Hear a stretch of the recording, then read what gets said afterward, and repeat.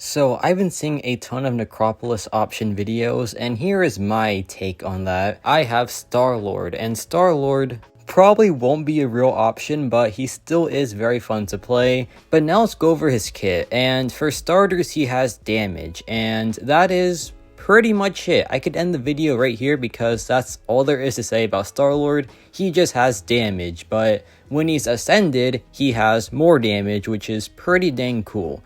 Now, of course, he also has the SP2, which can inflict heal block, power drain, shock, or armor break, but it's still very RNG reliant, except for when you have the Mantis synergy, but you can't really have that all the time. So this dude is pretty much a damage dealer. However, sometimes damage is all you need, and this video kind of proves that. And honestly, Star-Lord is a crazy champion when he's ascended. His versatility for having like absolutely nothing is honestly so good. So now let's test him out. This is Ascended Star-Lord, max sig, and no synergies or Oracle Masteries, just him by himself. And the start, of course, is slow because Star-Lord is a ramp-up champion. You build up the combo, and per each hit in the combo, you get increased attack rating. And once you have a good hit count, he really starts to pop off, and that's when things become very fun. So this Captain America has about 10 million health. He is a very beefy champion, but Star-Lord, once he gets going, just wipes through him, man. It is so crazy. But like I said, Star-Lord, he's really just damage, and I feel like Necropolis will want more than damage, but also, maybe it doesn't, right? Because some characters' rotations are their downfall. Some champions that have really complex rotations can get hindered by certain nodes, but Star-Lord is literally just hit the opponent, do damage, and then that's it.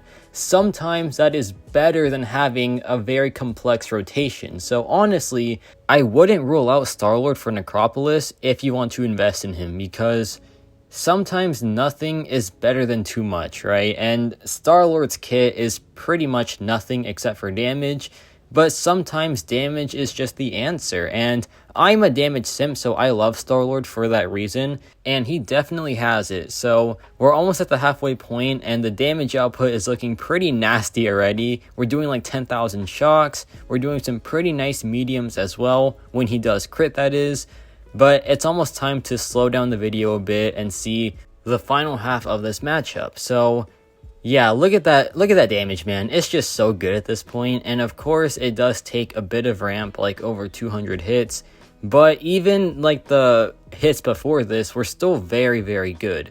If he's max sig, he ramps up very fast. Like his damage output after like 20 hits is pretty dang solid. And that was a 350,000 crit right there. And yeah, now we're talking. And Star-Lord's combo maxes out at about 400 hits. So you won't see it in this fight. You won't see it probably ever because it's just so hard to get to, because the opponent just doesn't survive at one point. And I think you need like probably 30 million health to see it. So maybe one day we can see the maximum damage output of Star-Lord, but today is not that day. And that's a good thing, right? Because that shows that he does have life beyond what we see right now. This is just the beginning of Star-Lord's ramp up. It gets even crazier, it gets even higher, and I really want to see how it plays out in like the 400 hit count. But yeah, 121,000 there, very nice stuff. And 48,000 light attacks, that is like 0.5% of his health on every single hit. Pretty dang nuts, man. And yeah, 282 hits now. We're like 75% of the way there, but he's almost down at this point, so we can't see the 400 hit count, unfortunately. But hey, he's still doing some pretty nasty damage without it. Look at that, man. 100,000 plus non-crit, and this matchup is essentially over. 100,000 mediums right there. That is insane. That is honestly so crazy. And this ends the fight right here. One more combo into the SP2, and that is a wrap. So not bad at all. That was like 5 minutes, I believe. Not too shabby for 10 million health with no class advantage or no synergy or nothing, just him by himself. But now we have Eternity of Pain Bishop, and like I said, this guy can take some serious stuff. This is no easy fight. This is no joke fight. This is Eternity of Pain, one of the hardest pieces of content out there. And Star-Lord takes it because, like I was saying, sometimes nothing is the best thing. Having just damage output can be good for most scenarios, and this is one of them, right? Because if your kit is too complex, you can't take this fight because you don't have your usual power gain. You have to watch out for Hurt Locker. Bishop has like this energy ability as well. There are just things that help limit the options for this fight, but Star-Lord doesn't care because he just has damage. That's all he is. He is just damage, right? So that's why the power of nothing is honestly so underrated sometimes, and it really does work for a ton of stuff. And look at this damage, man. We're just critting so hard. We're doing like 13,000 light attacks, and he's about to get one shot by this SP2, hopefully, if it crits. It does not crit. It is what it is, and he has energy res as well, so that did pretty much nothing actually. But look at that, man, 20,000 light attacks, only 80 hits in as well, so this is just minimum ramp, right? And now this matchup is about to be over because look at those beautiful crits right there. 1 minute and 20 something seconds. Pretty good stuff for Eternity of Pain. And now we have this Havoc fight here. Havoc just gimps your damage by like 50% on crit, so keep that in mind. But Star-Lord doesn't care, he still has a ton of damage regardless. And like I was saying, sometimes nothing is the best thing because Havoc here is just annoying at base, and if you have energy attacks, if you have some energy debuffs, you get stopped pretty hard by him. But Star-Lord just has damage, and damage is the key to this fight because pretty much nothing else works. You can't power drain him because of the node, and anything else you're kind of just done for, right? But Star-Lord is just a generic champion. He has damage, he doesn't crit too often, but he still has some feasible crit rating, so he just is perfect for this guy. That's why I love Star-Lord so much. He's just there, right? And it works sometimes, and that's all that matters. Here's a good comparison of like champions that just tried too hard to be good. Super Scroll. He has a very complex rotation, and that rotation is like a massive drawback to the champion because of how complicated it is. So sometimes rotations can just be too much for players to like, and it just really drives them away from the champion. But Star-Lord, if you want simplicity, he is your guy because there is no rotation to stress out about, there is nothing to learn, there is just damage to be dealt, and he does that very, very, very well. So yeah, I love Star-Lord, man. He's just there to do damage, and that works. It just works somehow, and I love that it works because this man is from 2014 or 2015, and even in 2023, he still clears some of the hardest content in the game. And that's just pretty hilarious, right? Most 2015 champions just aren't that good, and if they are good, it's because they were buffed. But Star-Lord hasn't been buffed, hasn't been touched at all really, and he's still a very good champion in my opinion because of his simplicity. But yeah, this fight is going very well. 20,000 mediums right there. Very, very nice stuff. And we go back in, drop another combo, drop the SP1, 33,000 right there. Very, very good. And this matchup is now over. Not too shabby at all. That was like 2 minutes and something, which for a Havoc fight is very, very good. But I feel like this is the peak of Star-Lord right here.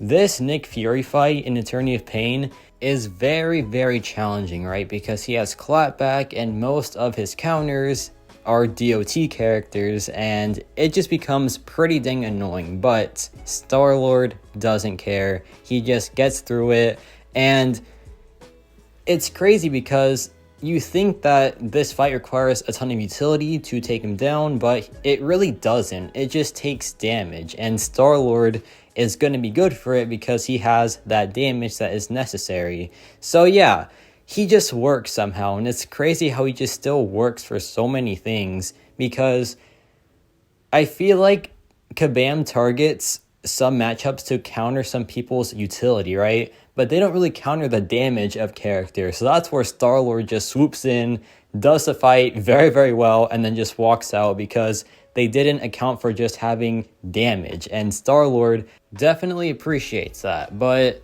of course, this character isn't perfect like every champion, except for maybe one. But anyway, Star-Lord, he's missing a lot of utility. And like I said, sometimes nothing is better, but also having utility can be very good for some scenarios. Like, for example, any quest lane in Act 8 right now, you want to have some piece of like class utility. Star-Lord doesn't really have that. He kind of does with the SP2, but it's just not reliable enough. However, it is with the Mantis synergy, and that synergy is so powerful because if you need heal block, he is going to be great for it. If you need a shock for some reason, he's going to be great for it. If you need power drain, he's going to be very good for it. And if you need armor break, he's going to be fantastic for it as well. Like, he just becomes a very reliable champion for that utility piece. And the best part is, if there is a fight that really doesn't want any of those debuffs,